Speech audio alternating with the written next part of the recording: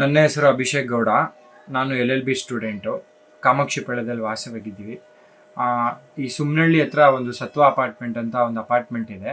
ಅಲ್ಲಿ ರಾಜಕಾಲುವೆ ಇದೆ. ಆಗಿರೋದ್ರಿಂದ ಅಲ್ಲಿ ಆ ಗಾಡಿಗಳು ಓಡಾಡೋದು ಅವ್ರಿಗೆ ತುಂಬ ಪ್ರಾಬ್ಲಮ್ ಆಗೋದು. ಮತ್ತು ಯಾವ್ದಾದ್ರು ತುಂಬ ಸ್ಪೀಡಾಗಿ ಬರೋ ಗಾಡಿಗಳು ಆ ರಾಜಕಾಲುವೆಗೆ ಬೀಳುವಂಥ ಪರಿಸ್ಥಿತಿ ಕೂಡ ಇತ್ತು. ಆದ್ದರಿಂದ ನಾವು ಕಾಮಾಕ್ಷಿಪಾಳ್ಯ ಟ್ರಾಫಿಕ್ ಪೊಲೀಸ್ ಸ್ಟೇಷನ್ಗೆ ನಾನು ಮತ್ತು ನನ್ನ ಸ್ನೇಹಿತರೆಲ್ಲ ಸೇರ್ಕೊಂಡು ದೂರು ನೀಡಿದ್ವಿ.